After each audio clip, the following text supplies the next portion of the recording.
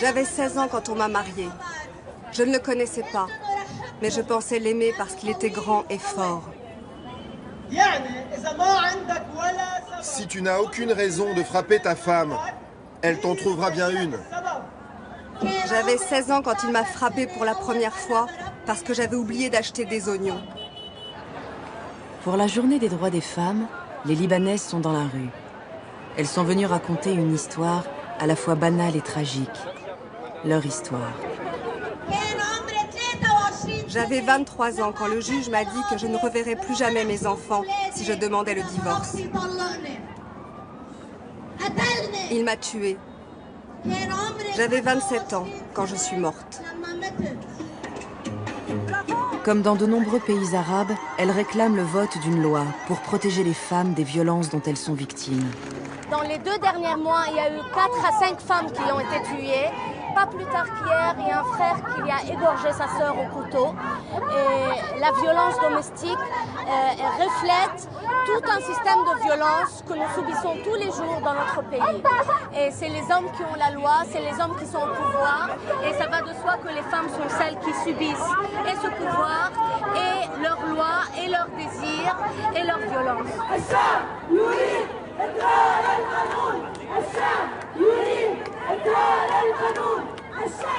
Le peuple veut.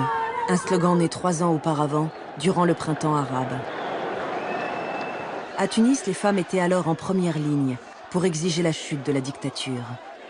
Et l'élection quelques mois plus tard du parti islamiste Ennahda allait de nouveau jeter dans la rue des milliers d'entre elles. Plus de 50 ans après avoir obtenu nos droits, ils veulent aujourd'hui les remettre en cause. On ne se laissera pas faire. Au Caire, durant la révolution égyptienne, les femmes sont là également.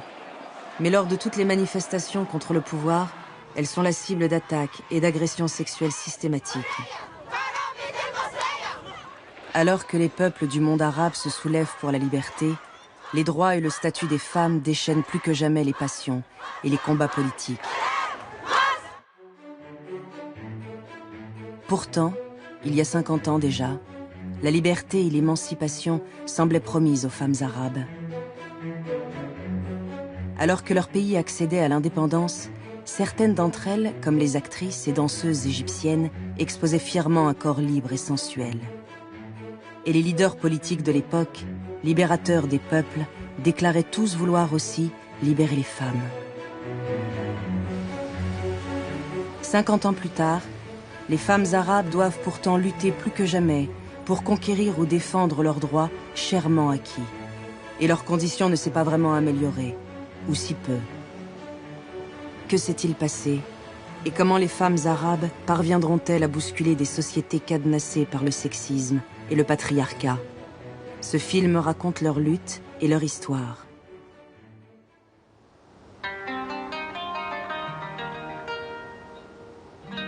La Tunisie est l'un des pays où le féminisme arabe, vieux de plus d'un siècle, est le plus solidement ancré. Chérifa est une pionnière du féminisme tunisien. Au cimetière du Gélèze à Tunis, elle emmène sa fille et sa petite-fille sur la tombe de celui qui a inspiré son engagement, le penseur Tahar Haddad, mort en 1935. Tahar Haddad a revendiqué les droits des femmes. Il a voulu que la femme puisse faire partie de la vie politique, qu'elle puisse étudier.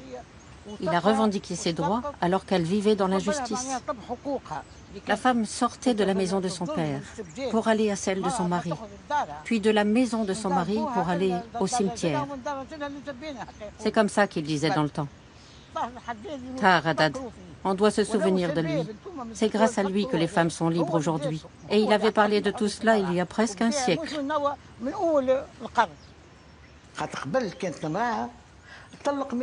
Avant, la femme était répudiée sans passer devant un tribunal. Si son mari en avait assez d'elle, Il lui suffisait juste d'aller voir le notaire du quartier dans son échoppe. Il lui disait qu'il voulait divorcer et hop, c'était fait. Elle retournait chez son père. Et c'est son père qui se retrouvait à l'entretenir avec ses enfants.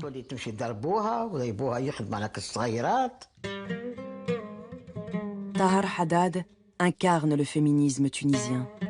En 1929, ce militant nationaliste écrit un livre révolutionnaire, Notre femme dans la législation islamique et la société.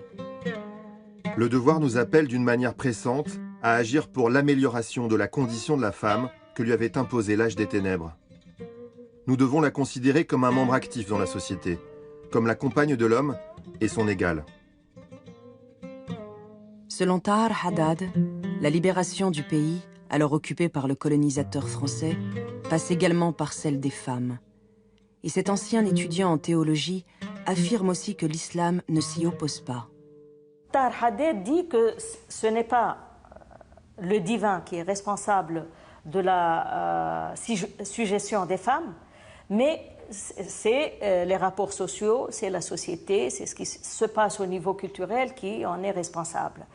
Et donc, en conséquence, il a proposé donc que la polygamie soit abolie, que le voile soit aboli, que la répudiation soit abolie. Soutenu par une élite intellectuelle et réformiste, Tahar Haddad est farouchement attaqué par les conservateurs et les gardiens de la tradition religieuse. Il a été violemment agressé par tous les ulama de la Zitouna, considérant que le livre de Tahar Haddad ne visait pas la libération des femmes, mais il voulait ruiner la aqida, c'est-à-dire la foi des musulmans. Pourquoi? Quand on essaye de comprendre pourquoi il pense que c'est ça, parce que finalement ce statut des femmes faisait une décentralité de la foi musulmane. Toucher à la polygamie, c'est se mettre dans l'espace de la mécréance. Toucher au problème du voile, c'est se mettre dans l'espace de la mécréance.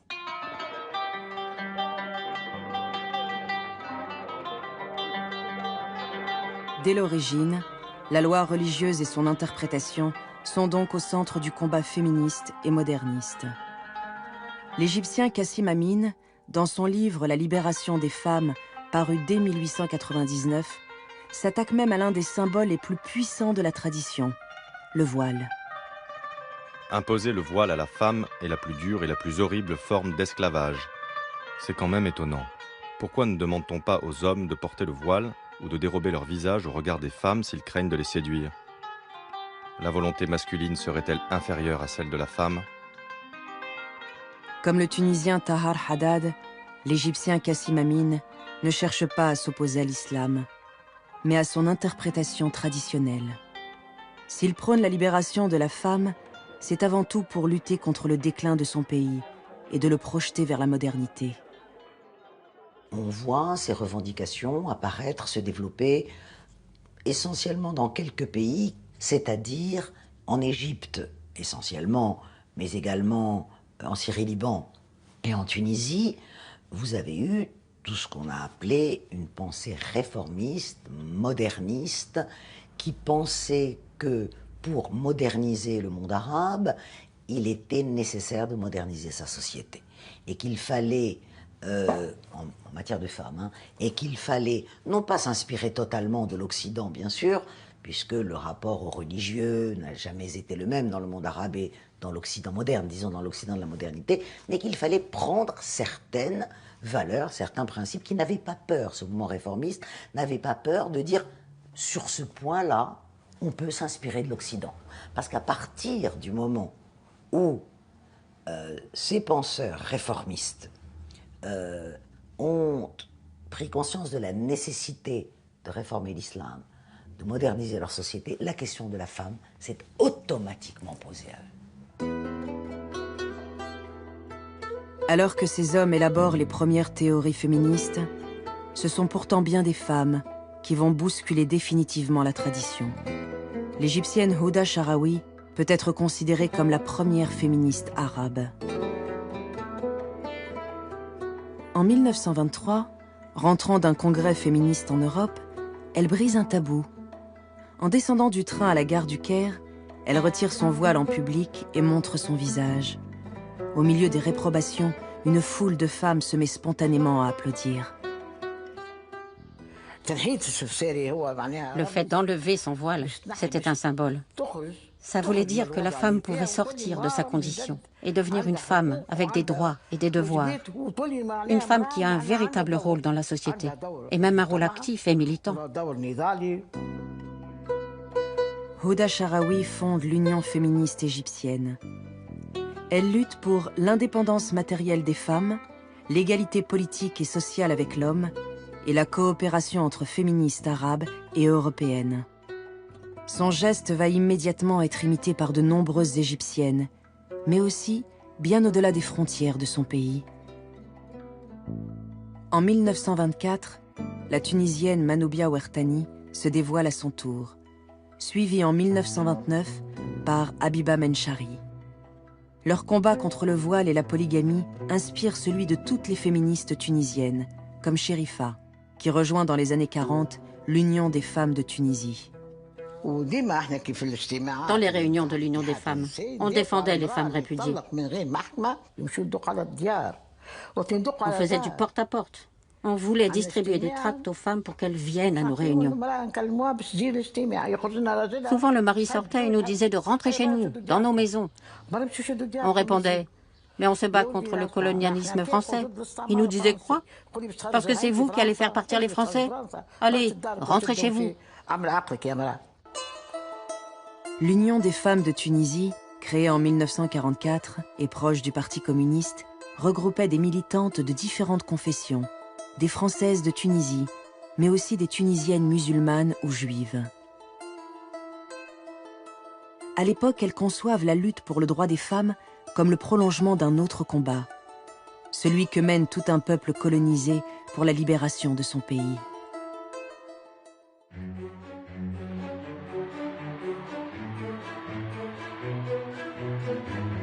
En 1956, la Tunisie devient indépendante. Habib Bourguiba, le premier président de la République tunisienne, est alors l'artisan de la libération des femmes. Il fait proclamer le code du statut personnel, qui abolit la polygamie et la répudiation, instaure le divorce judiciaire et fixe l'âge minimum du mariage à 17 ans. Il profite de ce moment de consensus national qu'est l'indépendance pour promulguer ses réformes, parvenant même à y associer les autorités religieuses de l'époque. Bourguiba transforme ainsi en loi les idées défendues depuis Tahar Haddad par les féministes tunisiennes. Il est convaincu que son pays ne deviendra un véritable État moderne qu'avec l'émancipation des femmes. Au-dessous des hommes qui étaient victimes du régime colonial, il y avait les femmes qui étaient victimes au second degré d'une situation épouvantable et qui provient de vieilles habitudes, de traditions, ayant un caractère sacré, un aspect religieux, qui a fait que les femmes elles-mêmes étaient résignées à leur sort. Symboliquement, Bourguiba ôte en public le voile traditionnel de cette femme. En enlevant aujourd'hui leur voile, ce qu'il appelle ce misérable chiffon, le chef de l'État rappelle que la femme tunisienne est, en droit du moins, égale de l'homme. Même s'il n'instaure pas l'égalité totale, ce féminisme d'État, teinté de paternalisme, va profondément transformer la vie des femmes tunisiennes. L'école publique devient gratuite pour tous, et la mixité est la règle. Les femmes font leur entrée sur le marché du travail. Autre exception tunisienne, un planning familial est mis en place et une politique de limitation des naissances. Le planning a ses équipes mobiles qui vont de village en village pour les examens nécessaires, les interventions lorsqu'elles sont jugées justifiées. Au début, il y avait la pilule. Comme elle coûte fort cher, on a opté pour le stérilet en plastique que la population tout entière et avec enthousiasme a instantanément baptisé le Scooby-Doo. l'avortement est légalisé en 1973 pour toutes les Tunisiennes, sans condition.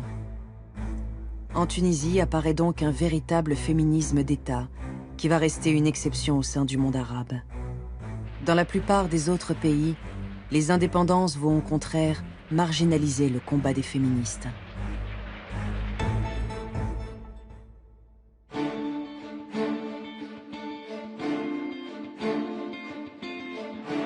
Phare politique et culturel du monde arabe, l'Égypte est dirigée par le colonel Gamal Abdel Nasser depuis 1956. Ce pays offrait alors au monde une nouvelle image de la féminité, parfois spectaculaire, comme celle de la célèbre actrice et danseuse Samia Gamel, star des fameuses comédies musicales égyptiennes exportées à travers l'ensemble des pays arabes. Le centre névralgique du cinéma se trouvait en Égypte. C'était le Hollywood sur le Nil. Dénudées, séductrices ou femmes fatales, les actrices de cinéma transforment l'image de la femme arabe. Des héroïnes modernes qui remettent aussi au goût du jour un art ancestral, celui de la danse.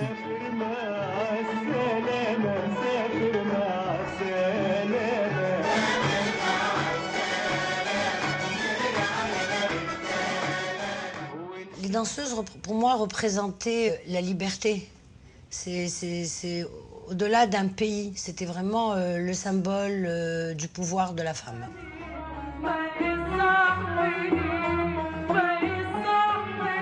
Et c'est une femme qui a littéralement incarné, grâce à sa voix, l'Égypte nassérienne, la chanteuse Kalsoum.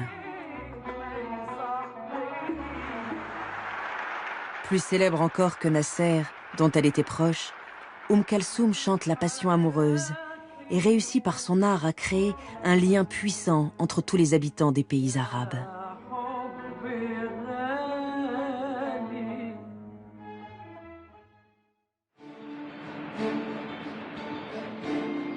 La libération des Égyptiennes n'est pas qu'un fantasme de cinéma ou de music-hall.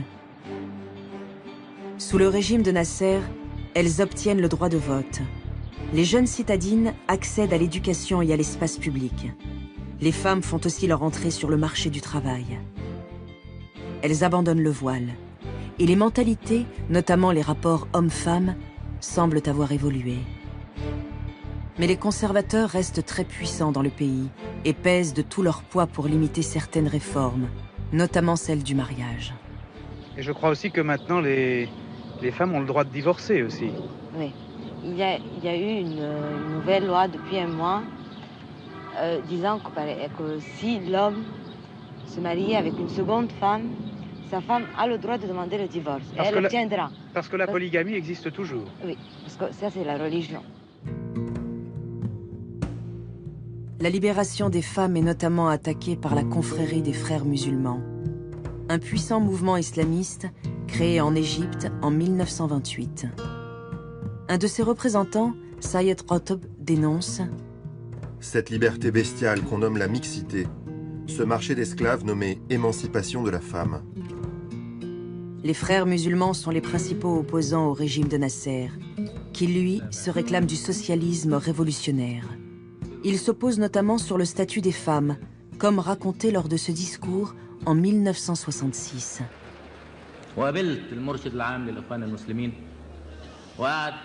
وطلب مطالب. طلب ايه؟ اول حاجه قال لي يجب ان تقيم الحجاب في مصر وتخلي كل واحده تمشي في الشارع تلبس طرحه.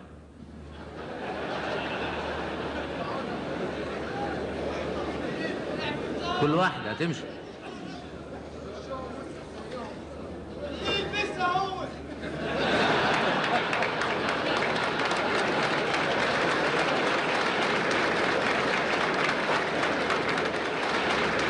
المرأة ما تشتغلش.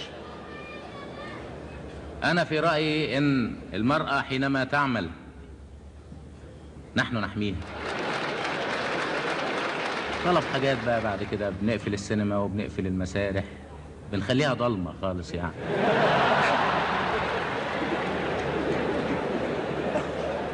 Malgré ce discours offensif, Nasser va devoir composer avec la réalité de son pays, majoritairement rural et conservateur. Et les réformes qu'il entreprend pour les femmes égyptiennes resteront bien inférieures à celles portées par le Tunisien Bourguiba. En 1965, les deux présidents se rencontrent. Un de leurs accompagnateurs rapporte alors l'anecdote suivante. Nasser lui aurait dit « C'est très bien ce que vous avez fait en Tunisie pour les femmes, c'est bravo. Bravo. » Et Bourguiba, qui était un homme très pragmatique, dit « Vous n'avez qu'à faire la même chose. Qui vous empêche? Vous êtes tout puissant dans ce pays, vous êtes bien aimé, vous êtes le zaïm, etc. » Et Nasser lui aurait répondu « Je ne peux pas. » Voilà. Donc, est-ce qu'il ne pouvait pas? Est-ce que c'était un manque d'audace? Est-ce qu'il ne pensait ne pas avoir? Mais en tout cas, effectivement, le régime socialiste nassérien égyptien, eh bien, n'a pas fondamentalement changé la condition féminine en Égypte. Le régime autoritaire de Nasser poursuit aussi un rêve de grandeur, celui de l'unité des Arabes. D'autres pays comme la Syrie et l'Irak partagent cette idéologie, le panarabisme. Comme l'Égypte nassérienne, ces régimes dictatoriaux vont eux aussi affirmer leur volonté d'émanciper les femmes, sans durablement pour autant transformer leur statut. L'Irak, la Syrie et même l'Égypte, ce sont des pays qui sont très imprégnés par l'idéologie panarabe. Et cette idéologie reste quand même, est restée quand même très liée à l'islamité. Même si ce sont des pays qui se disent laïques, qui ont été par moments laïques, la société reste quand même très islamisée. Et la laïcité de l'État n'a pas tellement imprégné les profondeurs de la société. En plus du poids du conservatisme et de la religion, la condition des femmes arabes va aussi se heurter à un paradoxe. Celui du colonialisme occidental qui, tout en asservissant les peuples, a prétendu vouloir libérer les femmes. En Algérie, alors que la guerre de libération fait rage, les femmes deviennent l'enjeu d'une lutte de propagande qui oppose le mouvement nationaliste et le colonisateur français. En se dévoilant pour la première fois en public lors des manifestations du 13 mai 58, ces femmes ont étonné l'islam et provoqué en fait la libération de 4 millions de Françaises musulmanes. Jusqu'à cette date, la femme algérienne n'était qu'une prisonnière, dont aucun étranger ne devait voir le visage dès qu'elle avait atteint l'âge de 12 ans et à qui il était interdit de choisir son mari. Les colonisateurs se sont toujours attachés à trouver des justifications morales, presque, je dirais, à leur entreprise coloniale. Et donc, un des moyens de montrer l'arriération arabe était, regardez comment ils traitent leurs femmes. Ils sont polygames, ils les enferment, ils les maltraitent, etc. Face à cette propagande, les nationalistes algériens valorisent l'image de la femme traditionnelle, devenue symbole de l'identité algérienne. On a chargé les femmes de porter le signe identitaire de leur société. Et à l'époque, le signe identitaire de la société, c'était le voile, c'était disons, la position sociale ou sociétale traditionnelle des femmes. Il fallait surtout pas y toucher, parce que c'était faire le jeu du colonisateur. À côté de la femme traditionnelle, les nationalistes mettent aussi en avant ces femmes combattantes, offrant leur vie pour la liberté du pays, au même titre que les hommes, dans une imagerie typique du socialisme révolutionnaire. Mais cette égalité n'est qu'apparente. On a pris quelques modèles de combattantes torturées, violées, etc. par les Français pendant l'occupation. Et on en a fait des espèces d'icônes. Et on a dit, voilà, vous voyez, tous les honneurs qu'on est disposé à donner à la femme, bon, maintenant, vous vous calmez un peu. Durant la période des luttes de libération nationale, les revendications proprement féministes ont été plus ou moins mises entre parenthèses, et les femmes se disant aussi, mais quand on aura l'indépendance, on sera libre. L'indépendance va forcément nous apporter la liberté. Elles y ont cru. Mais les espoirs des Algériennes vont être cruellement déçus. À peine retombée l'euphorie de l'indépendance, c'est la colère qui les fait descendre dans la rue. 3 ans après la création de la République algérienne, elles sont alors 10 000 dans les rues d'Alger pour réclamer leur émancipation. nos leaders, pères de la nation, sauveurs du pays, sont portés en triomphe par les foules au moment des indépendances, ils ont très bien compris que la meilleure manière d'exercer un contrôle social, c'est d'abord de prendre en main cette religion, et ils l'ont prise en main, en nommant les imams, etc., etc. Et deuxièmement, ils ont très bien compris qu'en laissant aux hommes le pouvoir sur les femmes, eh bien, ils ne leur demanderaient rien d'autre. En 1968, l'ancienne militante FLN Fadel Amrabet dénonce dans un livre cette dérive du parti au pouvoir qui va bientôt faire adopter un code de la famille totalement rétrograde pour les femmes. Pourquoi vous avez écrit ces livres? Eh bien, pour dire la situation scandaleuse qui est faite à la femme dans un pays qui se dit socialiste. C'est-à-dire qu'elle n'est jamais majeure, qu'elle est toujours mineure.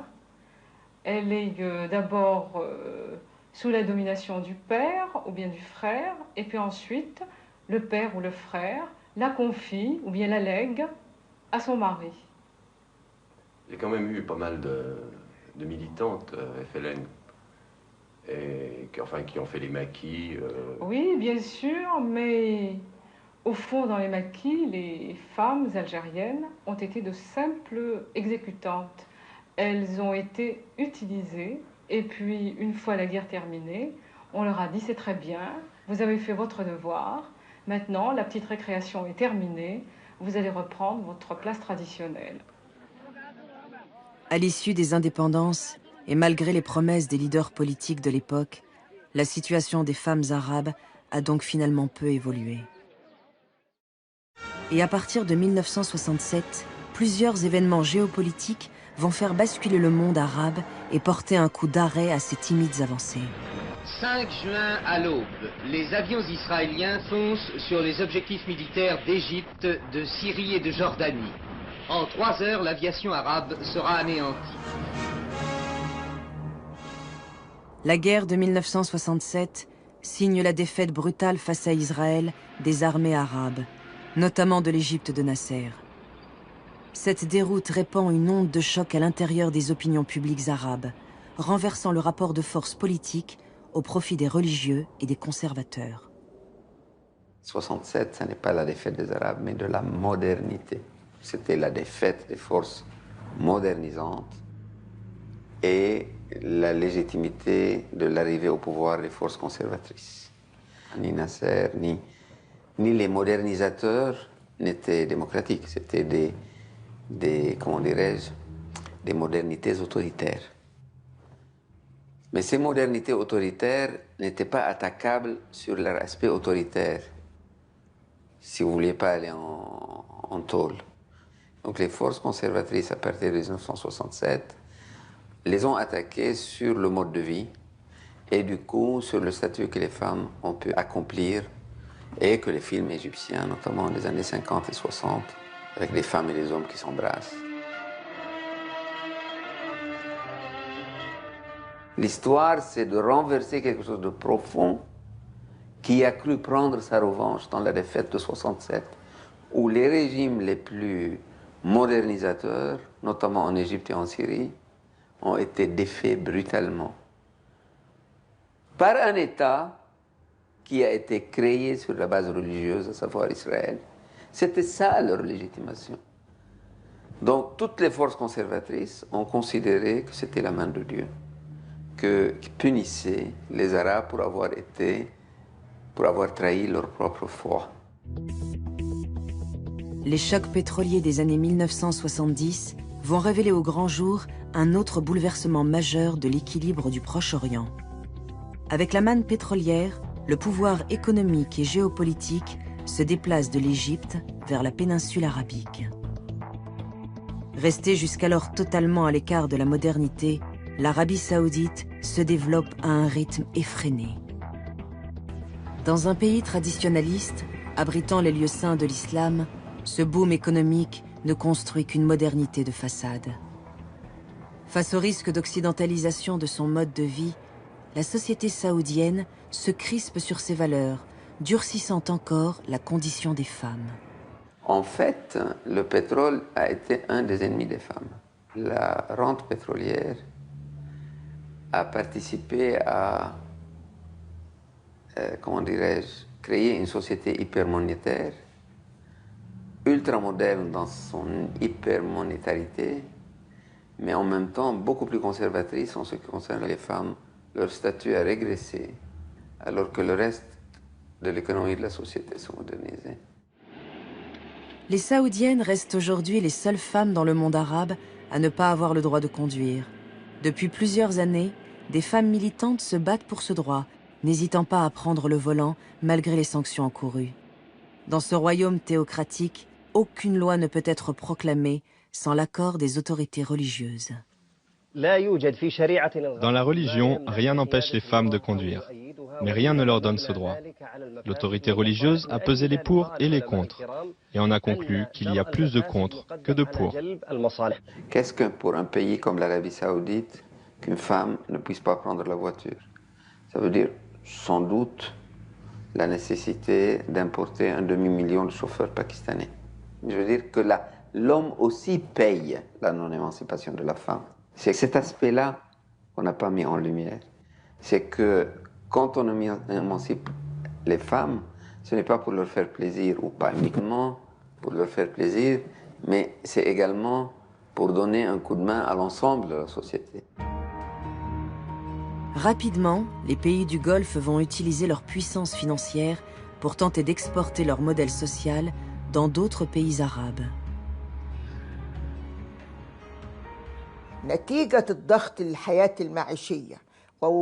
Poussés par les difficultés sociales et la pauvreté, et du fait de la présence du pétrole dans les pays du Golfe, des millions d'Égyptiens, non instruits pour la plupart, ont émigré dans les pays du Golfe, particulièrement en Arabie Saoudite.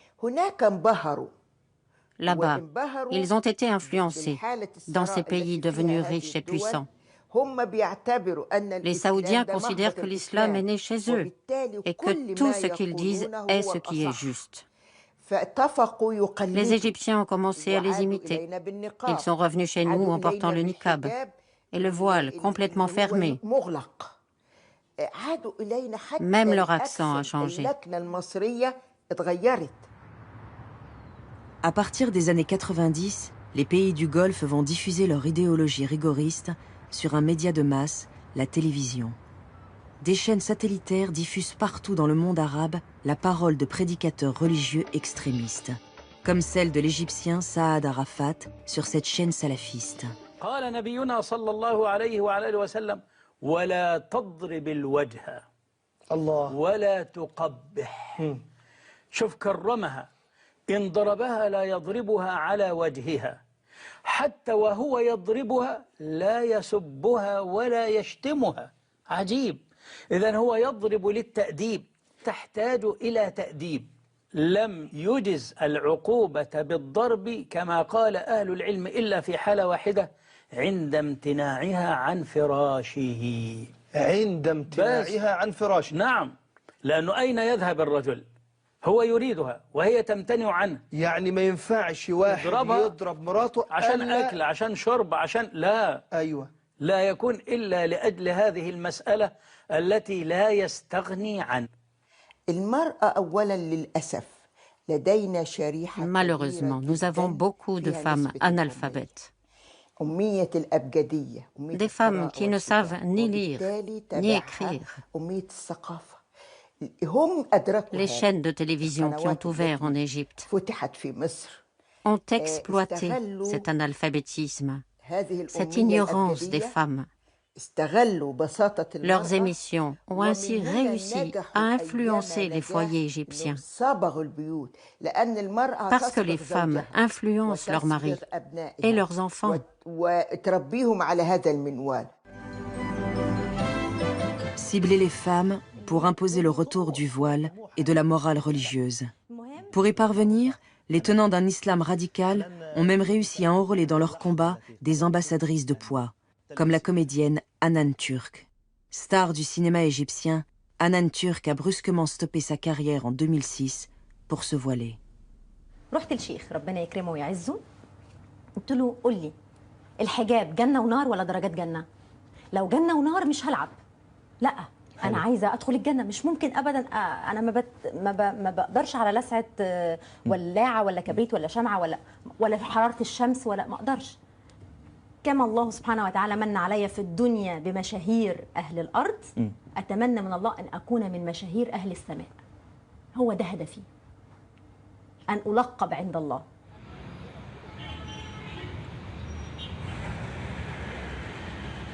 Peu à peu, les islamistes vont réussir à imposer le retour du voile dans toute la société égyptienne, y compris chez les femmes qui ne soutiennent pas leur idéologie. Le retour du voile est allé de pair avec la réislamisation des sociétés. Au début de cette réislamisation, le hijab était un voile militant, incontestablement. C'est-à-dire que c'était les militantes de l'islam politique qui portaient le hijab. Et puis petit à petit, au fur et à mesure de la réislamisation des sociétés, effectivement, c'est devenu ce voile identitaire, on peut dire. Ce voile identitaire, c'est-à-dire, voilà, on marquait l'appartenance à la religion par le port du voile. Mais moi, j'estime que c'est une victoire absolument remarquable de l'islam politique d'avoir pu transformer le hijab de voile militant en voile généralisé. Mais dans cette société paradoxale, la morale religieuse devenue omniprésente n'empêche pas certaines femmes de chercher des espaces de liberté à l'intérieur même du cadre religieux. À côté des émissions des prédicateurs extrémistes, une chaîne satellitaire diffuse cette émission à succès, présentée par la sexologue égyptienne Heba Qotb, qui ose aborder des sujets tabous. الجنس ما تخافوش تعالوا كلكم ايوه هنتكلم في الجنس. Évidemment, nous devons prendre en compte notre culture et notre religion. C'est pourquoi je traite des problèmes sexuels uniquement dans le cadre du mariage. Les prédicateurs sont des êtres humains qui peuvent avoir raison ou avoir tort, mais la religion, elle, ne se trompe pas. Le travail de la femme n'est pas interdit. Qu'elle parle de sexe d'une façon respectueuse, médicale et scientifique n'est pas interdit. Bien au contraire, cela fait du bien aux gens. Qu'elle gagne de l'argent et qu'elle garde son salaire pour elle, ce n'est pas interdit. Acheter des choses à son nom n'est pas interdit. Bien s'habiller, être élégante, avoir une belle voiture n'est pas interdit. Alors pourquoi le féminisme? À quoi il me servirait? Il m'apporterait la liberté? Ma religion me la donne.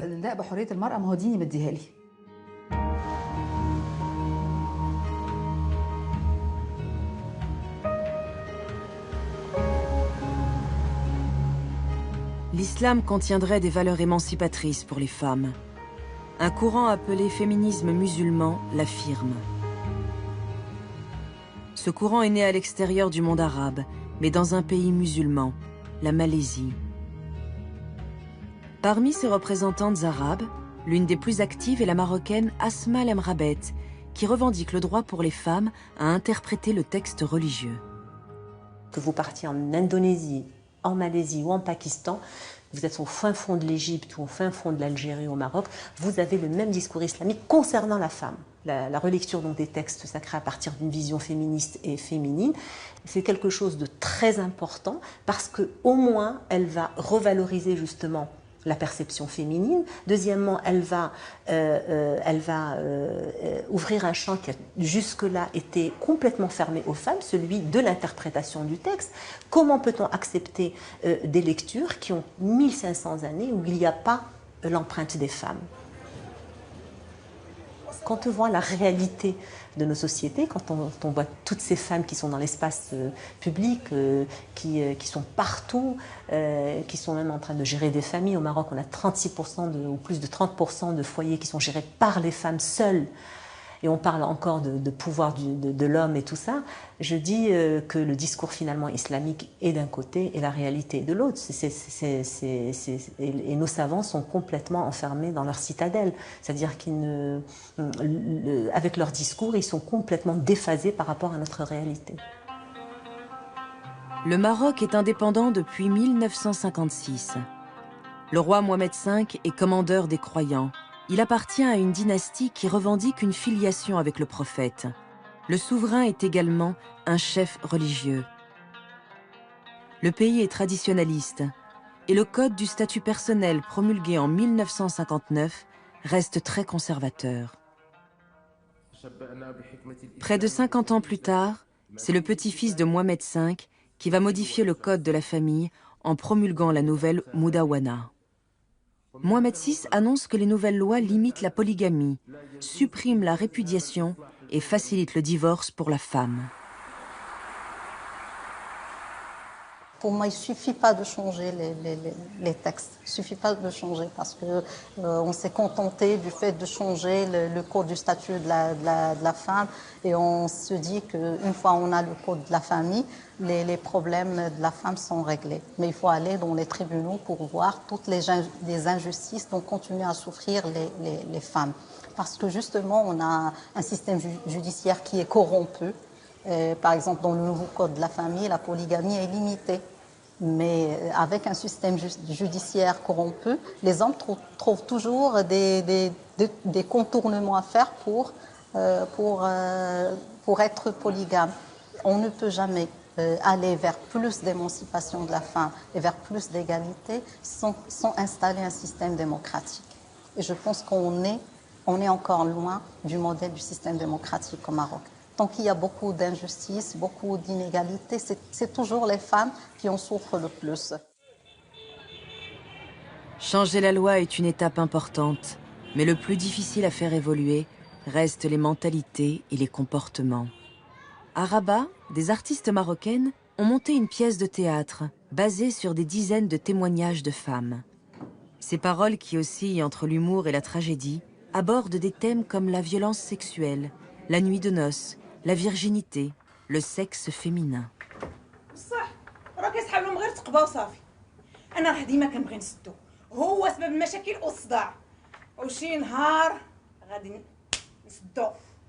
داكشي علاش انا ديما لابسه سليبي وما عمرني ما كنحيد سليبي حتى في الحمام ما كنحيدش سليبي نهار الدخله كاع والو ما حيدش سليبي وهي في حقها جاتني صعيبه نحيد سليبي. انا راني دابزت لك مع راجع على وديت سليبي النهار ديال الدخله بغا يحيدوا لي صح ما خليتوش بدا كله كيترعد وتيقول لي والهبيله وانا زعما راني راجلك وراه غنكون بيت ولادك بارك الله اش هاد اللبسه لا راني راجلك ودابا عليك الصداق وراه دي سنه حياه ولا حياه في الدين وراه هذا هو الجواز هذا هو الجواز هذا هو الجواز وي راني عارفه بلي هذا هو الجواز ويني الغرب الله ما قدرتش نحيد سليبي.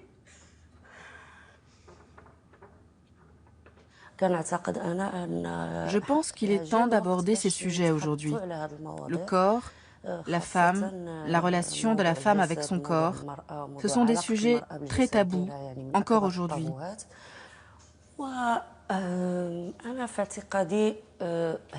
Je pense que nous, les femmes, notre corps ne nous appartient pas. À travers notre éducation, on nous dicte par exemple la façon dont on doit s'habiller, comment on doit vivre notre sexualité. Même la religion s'en mêle. On nous dit ce qui est licite et on nous dit ce qui est illicite. الفرج ديالي هو منبع الحياة ديالي هو اللؤلؤة ديال الروح ديالي هو الأنوثة ديالي كلشي كيقول عليه يخ تفو حشومة بالحق هو أحسن حاجة تعطات ليا باش سميت مرأة حتى هو كيحس بحال ودنية بحال عينية بحال رجلية حتى هو يمكن له يكون كيبكي بعض المرات يقدر يكون فرحان بعض المرات هو القلب الثاني ديال المرأة هذا ديالي لاصق فيا كيمشي معايا للبيت الصغير للبيت الكبير للمسرح للحمام للسوق كيمشي معايا حتى الجامع.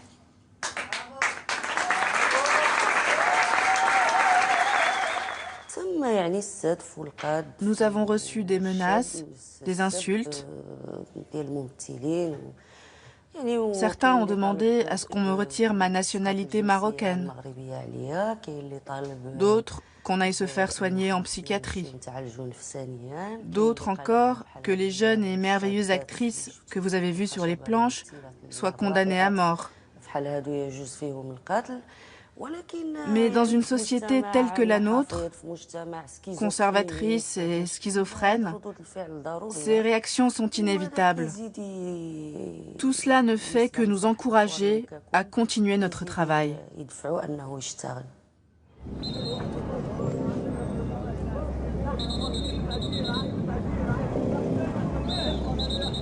En 2013, une jeune activiste tunisienne de 18 ans, Amina, a publié cette photo d'elle sur Facebook.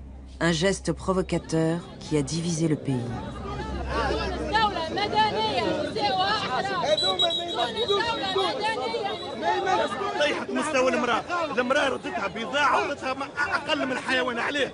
نحن نرفع من قيمة المرأة وهي تهبط فيها الأسفل السافلين.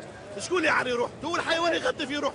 خليها هي الخطوس كما يجي يقوم بواجبه يغطي روح. خليها. Ce que Amina a suscité révèle une chose qui m'apparaît fondamentale.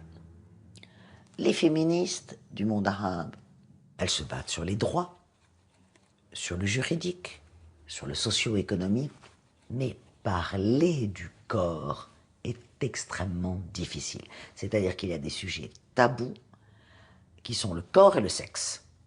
Et tant qu'on n'abordera pas cette question du corps et du sexe, on n'abordera pas le cœur de la question des femmes.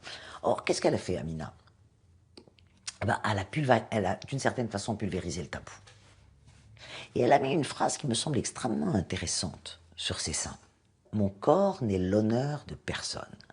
Or, le drame des sociétés habitées par la coutume, parce que ça va bien au-delà de la religion. Parfois, on charge l'islam de péchés qu'il n'a pas commis, d'une certaine façon.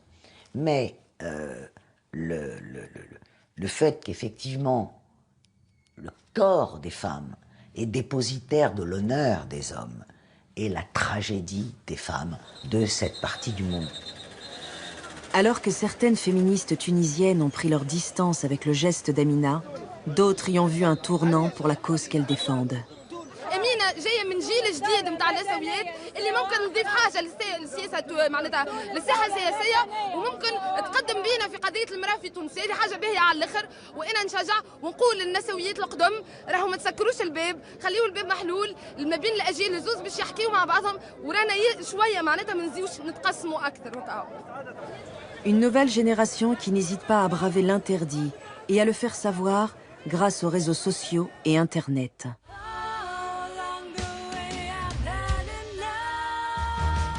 Sur YouTube, cette vidéo de Massif Sker Era, un groupe égyptien de métal. Une musique condamnée par les extrémistes religieux et considérée comme satanique. Longtemps, le groupe n'a été composé que de filles. Au départ, elles voulaient juste jouer de la musique et ne s'intéressaient pas au féminisme. Mais être une femme dans l'espace public s'est transformé malgré elle en un acte politique. Quand j'ai voulu créer un groupe, pour ma famille, il n'était pas question que je sois avec des garçons. Alors pour pouvoir jouer, j'ai monté un groupe de filles. Je ne me considère pas spécialement féministe. Mais si, tu es très féministe. Pourquoi tu dis ça? Elle est féministe dans ses attitudes, dans sa façon d'appréhender les problèmes.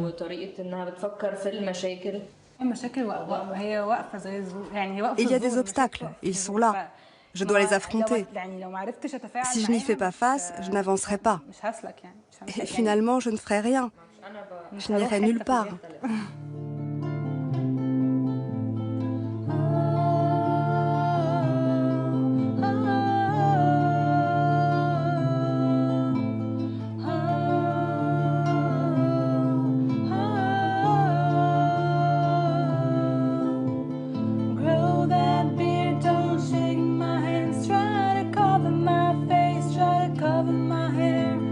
Shut me off, but I wouldn't care. I hold my head.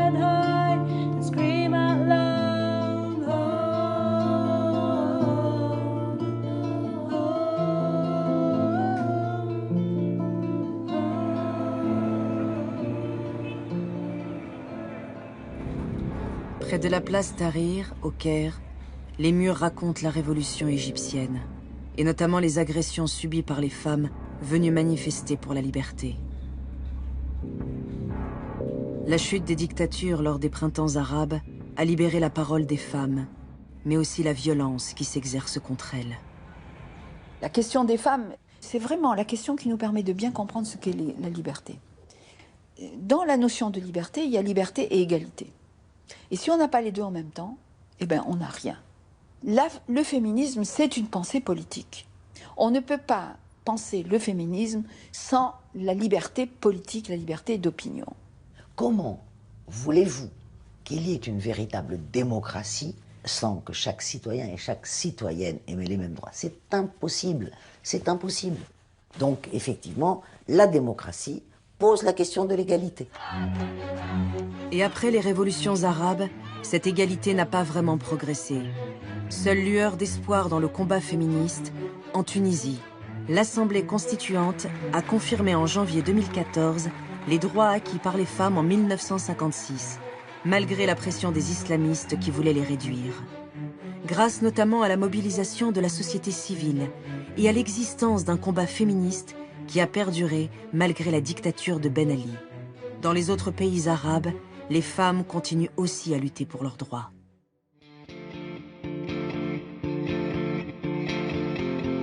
Sur Internet, ce visage dont les contours dessinent la carte du monde arabe a fait son apparition en 2011, juste après les révolutions. Les jeunes féministes arabes sont parvenues à s'unir au-delà des frontières de leur pays grâce à la toile. Depuis Beyrouth au Liban, Yalda et Diala animent le mouvement « Soulèvement de la femme dans le monde arabe ». Cette solidarité féminine est essentielle pour que des changements surviennent dans le monde arabe. Pourquoi est-ce important de travailler ensemble? D'abord parce qu'on apprend les uns des autres. Il y a des pays qui sont en avance sur nous. En Tunisie, par exemple, les femmes ont déjà réalisé beaucoup de choses. À l'origine de ce mouvement, c'est deux jeunes Libanaises, mais aussi une Palestinienne et une Égyptienne. Et sur le site, des milliers de visages, des femmes et des hommes, de simples citoyens de tous les pays arabes, qui affirment leur engagement pour les droits des femmes. Le succès incroyable de cette campagne de photos nous a surpris. En revanche, on n'a pas été étonné de la participation de nombreux hommes, parce qu'on sait, à travers notre vie quotidienne, que le machisme peut aussi être violent envers les hommes. Je pense qu'on est arrivé à un moment qui précède une véritable révolution féministe.